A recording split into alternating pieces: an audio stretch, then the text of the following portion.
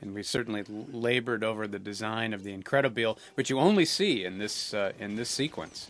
But, right. They did a great job on it. The amount of cheats to convert the car are relatively few, which is sort of amazing. Yeah. Because the car really does kind of change shape. So we do all this work, and then it goes by in like gone. 2 seconds, and you just kind of go, can we create another 5 sequences where the car converts to get our money's worth? But I think that's the aspect of these films that is delightful, is there is enough detail in them that they can stand up to multiple viewings. And certainly Pixar is well known for going the extra mile for the amount of detail and nuance. Right. Yeah. And we'd always joked about it would be great to have the Incredibile scene later in the movie with a baby seat in the back with Jack, and, going to the grocery store, Somehow he managed to hold on to it. Yeah. He had it in the back, just covered up. Yeah. In fact, Teddy Newton, who did character designs with Tony Fucilli for the film, did a fantastic drawing in the earliest days of all the family or actually they were flying. Right. Everyone was that in my earliest version of The Incredibles. Everyone could fly except Bob, and it was a kind of a sore point with him. And Teddy did this fantastic drawing of all the family flying, and then Bob like underneath them in a car in a station wagon, with his arm out the window, the fist up, to the rescue. To the rescue. Yeah. I had that drawing pasted to my door for the entire 4 years of the movie. To the rescue, because I always felt like Bob in the in the station wagon with everybody flying above me. And here's some fantastic animation by Carlos Baena.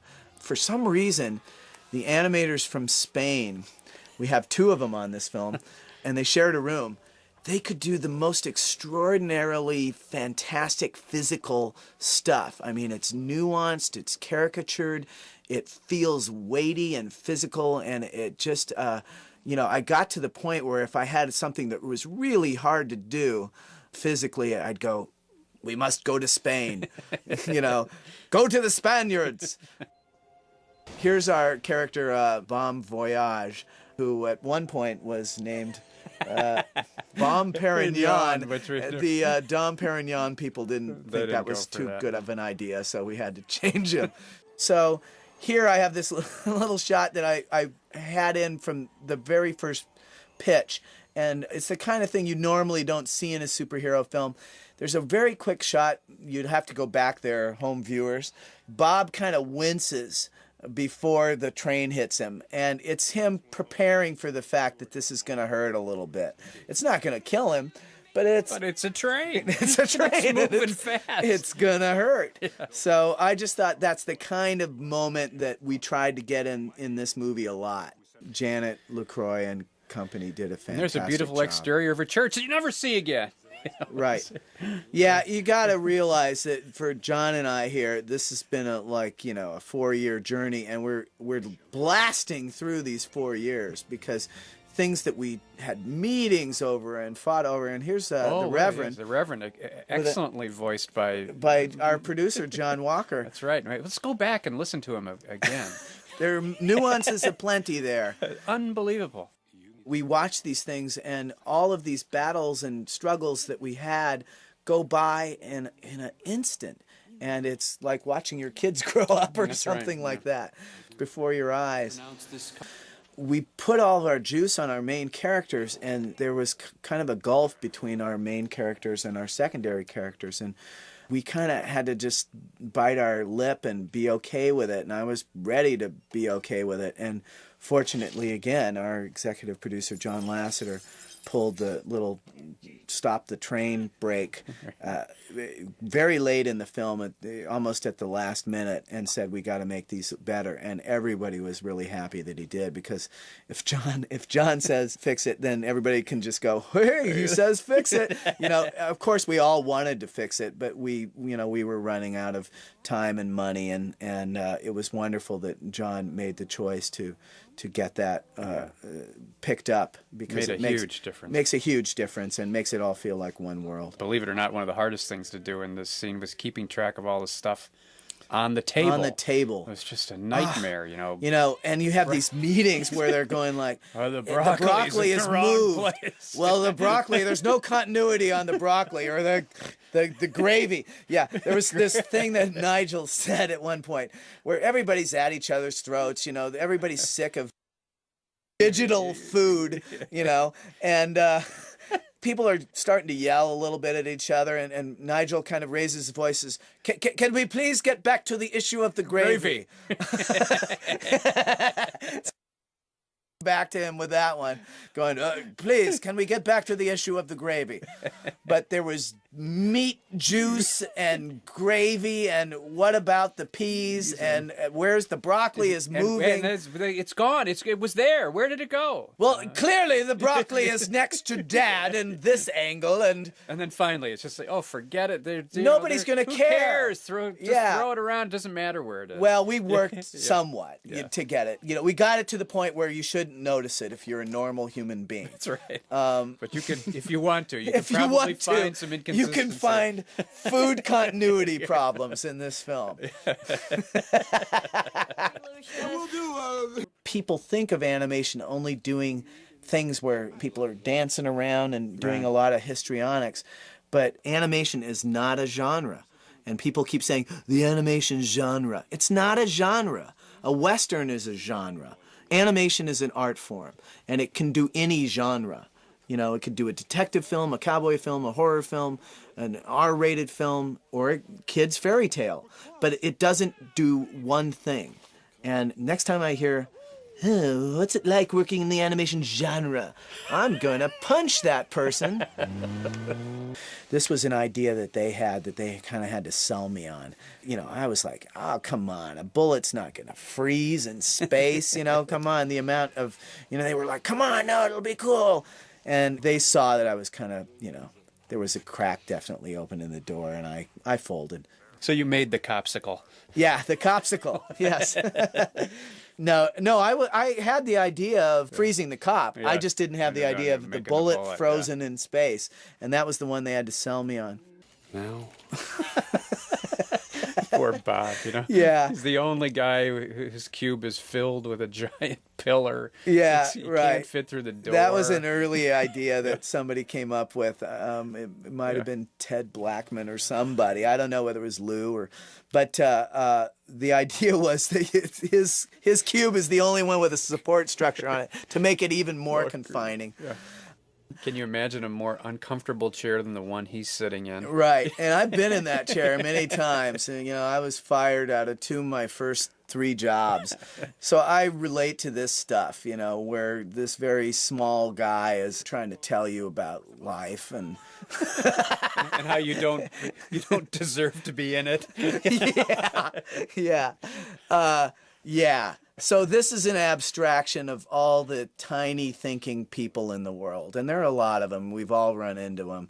And unfortunately, you know, they're often in positions of medium power. They're never in the top positions. That's right. They're always in middle management. Right. But I like the idea of this big superhero having to listen to this little blowhard and being powerless when every instinct in his body tells him to get out there and mix it up. Right. I like the way the little files bounce when he hits them. There's a little Tony Fucilli animation there. Yeah. Of Bob grabbing Huff. Tony, I want that scene. I think Tony was working out some past issues in that scene. We always wanted Rick Dicker to introduce Bounden. Yeah. We had this whole really abstract opening of Rick Dicker coming into his office late at night, pulling out a bottle of booze and a banjo. Starting in on Bounded. And I don't know why it wasn't done. Yeah, I think kind of a weird idea. Something amazing, I guess. All of the different posters and newspaper clippings. Mr. Incredible memorabilia. Right, and my favorite is Mr. Incredible Sings. Oh, yeah. That's his, like, William Shatner album. That's right. Yeah. Up on the wall there someplace. Yeah. There's actually a really good graphic there. Yeah. Again, we have the mundane and the fantastic here. This thing self-destructs, and starts all the sprinklers in the house, and of course the family gets the sprinklers too, and he has to deal with it. And then, the aftermath of that is, you got to dry everything out. With a pink hairdryer, of course. Well, yeah, because that would be Helen. One of the biggest problems on this film was the problem of scale. For some reason, the computer, it seems to me, wants to make everything look small. And so we had to think things through in order to get things to look as big as they were supposed to be on screen. I often felt that the computer had an agenda, almost like HAL 9000 in 2001, And the agenda was it wanted everything to be small, weightless, plastic, rigid, and clean. And we had a whole movie where we needed things to be big, heavy, lots of textures, pliable, and dirty. So we were fighting it every step of the way. And it was like, Dave, I want to make it clean. I want things to be small and weightless, Dave. You're endangering the mission, Dave. I don't think you know how to direct this movie, Dave. And I remember you talking about Bob sneaking around in this and in the subsequent scene when he sneaks into the base, that the movies don't have people sneaking around in them anymore. That's right. I want some sneaking around in my movie. This is the hardest stuff for a computer guy to do. And I know you're sitting there going, what's so great about that? But that little fabric thing where he works his hand through there is like one guy took 3 months on it. And could it be done at all? And I don't know. And we'll have to put our best men on it. You got to put your hand through it? Yeah. And is there any way he can just kind of hold it and describe moving his hand hole through in it? Can we do it with... There's a hole. Yeah, that'll work, won't it? Can we just cut to his face and hear sound of him moving his hand through it? They so wanted to avoid that shot. And I said, no. The point of the story is that he's torn his old suit and he wants to fix it. Listen, I could spend the entire commentary praising people, so I beg my crew's forgiveness if you're not mentioned. It's impossible to... you're going from one group of talented people to the next every moment, and all of you did a great job. So I'll just say all of you and get myself off the hook. Hundreds of people worked on this film, so it's yeah. Check the credits. I thank you all. We thank you all.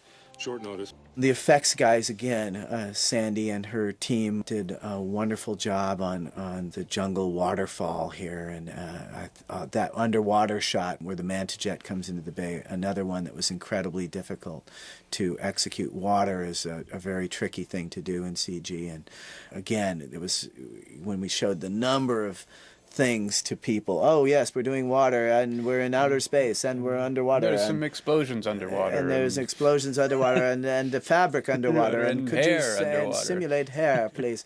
And just the volume of stuff just knocked people over. But the proof is in the pudding. There's another set you see just once. That's it. So here's Helen coming to the door, and she's just trying to vacuum the hallway, and she kind of lets her vacuum probe into the room a little bit. Big mistake. Yeah, and you hear all the schmutz and things going in there, and she goes, ugh, because she's got to do the whole room now. Like where you see some dishes in the sink and you come down thinking you're going to be a good guy. It's 11 o'clock at night. Everybody's asleep. You wash the 2 or 3 things in the sink and you open the dishwasher, and the dishwasher is filled with clean stuff that you now know you must unpack. And it's just, ugh. So it's that no good deed goes unpunished bit. The character of E was an amalgam of a lot of different things, fashion designers and the kind of equipment guys that you always saw in adventure films who were geeks who were designing the stuff for the hero. Yeah. And so I thought if you combine those two things, of the equipment guy and the design person, and this little half Japanese, half German character, I thought I always had a blast writing this character. Well, and you do a pretty good job voicing her, too. Oh, wow. We couldn't find anybody else that could do this German Japanese accent that you dreamed up, so it was you could do it. So and you did it pretty well. I was available. Yeah. You're working for reasonable amounts of money here. My rates were good, cheap, and oh, and this is one of my favorite pieces of animation too.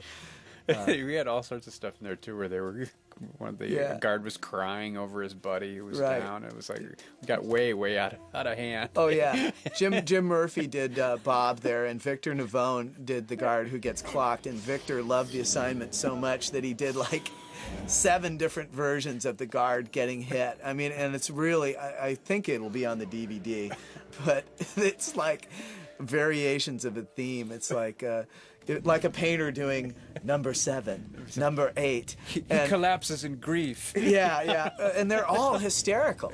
When that particular dailies session came up, he just kept presenting them. And I had my choice, and I just said, we got to go with number 3. Although number 4 has its fine qualities. So now we're back to our mundane reality here, and E is tolerating watching one of her superheroes crying and just suffering through it. And I love her little incinerating garbage can there. Yeah, well, and the fact that she has toilet paper, I wanted her to have toilet paper because she's someone who would not have Kleenex. There's no crying at E's house. There's no crying at E's place. Mark Henn and his team did such an amazing job with simulation. Some people in animation think that because it's called simulation, there's no work that has to be done on it. You simply plug in a hair, and whatever the animated character does, the hair reacts. Well, a lot of times the hair does not react how you need it to react, and you can't animate it. So basically, these guys have to change the virtual universe that the hair exists in. They have to affect gravity or give a little puff of wind at the right moment, and that is its own art form. And these guys are geniuses, and they did a fantastic job in this film. And they have to translate the direction. I mean, the director says, I'd like the hair to move over here.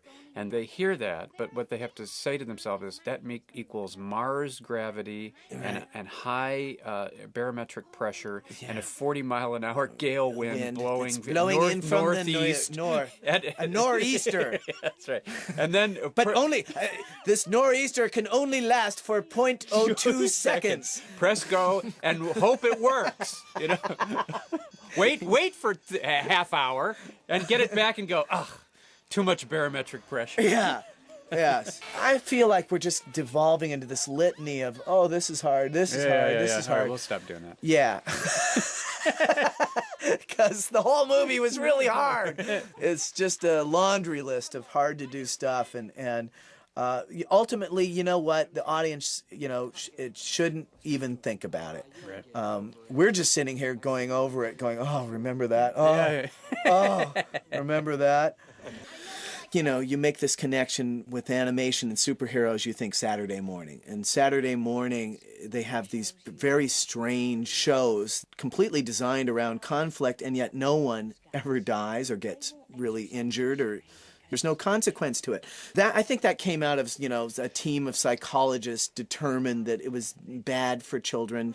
And I think just the opposite. I think that it's better if kids realize that there's a cost, and that if the hero gets injured and still has to fight, it's more dramatic and it's closer to life, I wanted to say that this was a different realm. This is not one of those films where we're going to put a pillow around every experience. Oh, this gag was in my original pitch. That was part of my original pitch was, I always see women being hypercritical of their own bodies. And, most men are just, hey, you look great. You know what I mean? You're a woman, So I see that as, I had 3 sisters, and I just see that women are way too critical of their own bodies. Men are just grateful that they're around. That's right. Trust me. I think that you can get a grasp of the number of different locations. I hope you can get a grasp of the number of locations, because Lord knows, at the beginning we wouldn't let anybody count. It was like, there are a lot of sets in this movie. We should count those up and figure out how we're going to do it. No, just put down a large number of sets. Let's just put down a large number right now. I don't think we want to look too closely at this. You're afraid everybody was just going to run. I knew they would run. We don't want to do that. Some of these scenes are in flux. We're changing our notions. There may not be this many sequences. We'll probably cut a lot of the movies long. So we'll probably let's not do too close an analysis here. Yeah, we'll probably lose some ambition. That's right. Matching uniforms? So Syndrome, he's not put this together. He's just realized that he's got a whole bunch of them here. And it delights both the evil guy and the geek in him. Right. It's like he's just got 4 great trading cards, Yes, exactly. The one thing I was thinking is I've been watching a lot of commentaries lately, and the ones that I've been watching are done by people who've seen what their films have done out in the big world, and we're just, this is before we've released the film, and we like it. But we have no idea if the Pixar string of success is. That's right. Yeah, are we going to be the ones that break it? It's like, oh, please no.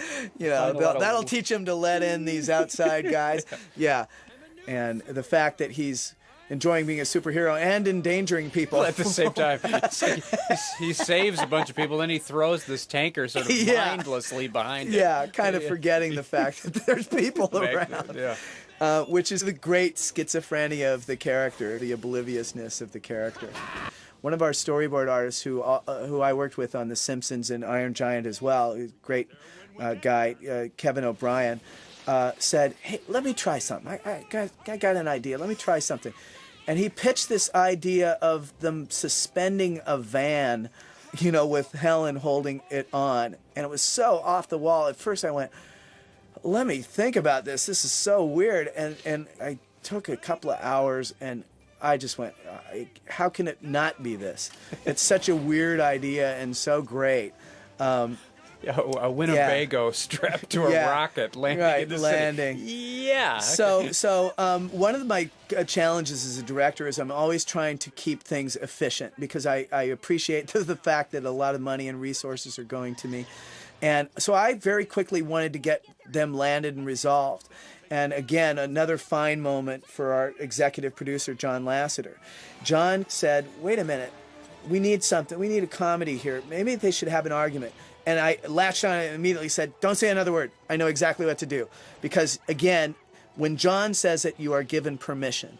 So I was not being the irresponsible director. He created a little opening for me there. And I think the idea of having Bob and Helen argue over directions was great. And I wrote that scene, and I think that it's the perfect thing to have there. This sweet moment, of course, is interrupted by a giant robot. Of course. Of course. It's The Incredibles. What else? Yeah.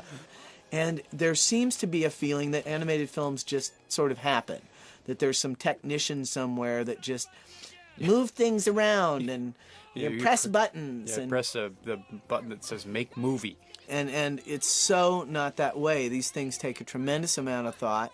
But for me, the bottom line is storytelling. Right. And you either engage people or you don't. And you either get them to feel something, whether it be feeling scared or laughing at something or feeling sad, or you don't. You kill him dead. So here Syndrome is done in by what? His cape. No capes. And I really like this shot where Mom is trying to reassure her kid while debris is raining down on her. And this shot to me is also emblematic of the movie. You have suburbia, but one house is detonating. No sequence left unexploded. Slogan copyright John Walker 2000. There's a Pixar tradition, which I originally didn't want to observe, of having John Ratzenberger in there. I thought, why does every movie have to have it? And then I thought, geez, every movie has been successful. This is not really a tradition I want to break. And then I thought, hey, he's perfect for the Underminer, and he did a great job as the Underminer. So he's kind of the joke here is that he's the last voice in the movie.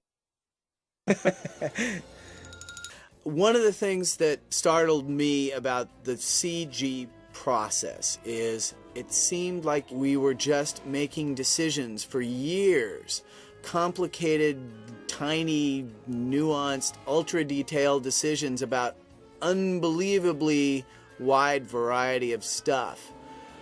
And all these decisions were just going into this bottomless black pit.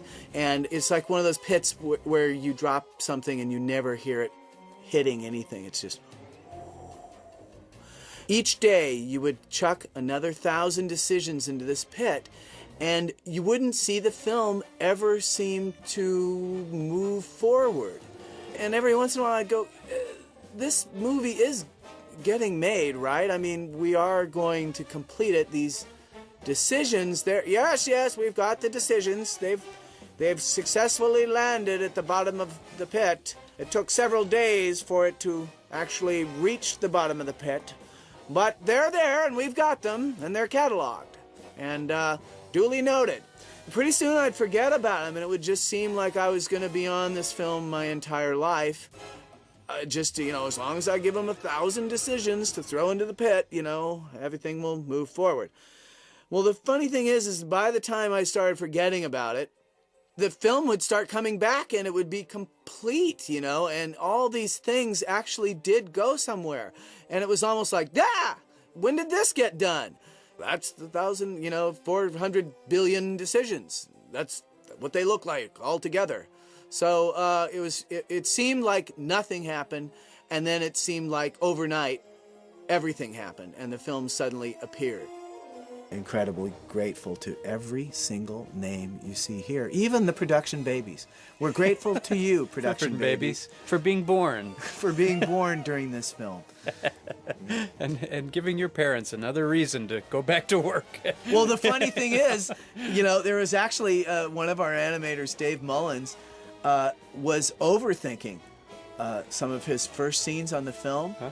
And the minute he had his kid, because there was suddenly this huge demand on his energy, he had to focus down his scenes, and his scenes became 3 times more, right on the money, because he had limited energy and he had to focus all of it. He right. couldn't overthink anything. And it actually, so thank you, Mullins production baby. For focusing your father. Yeah, no, really, every single name you see here is we thank you.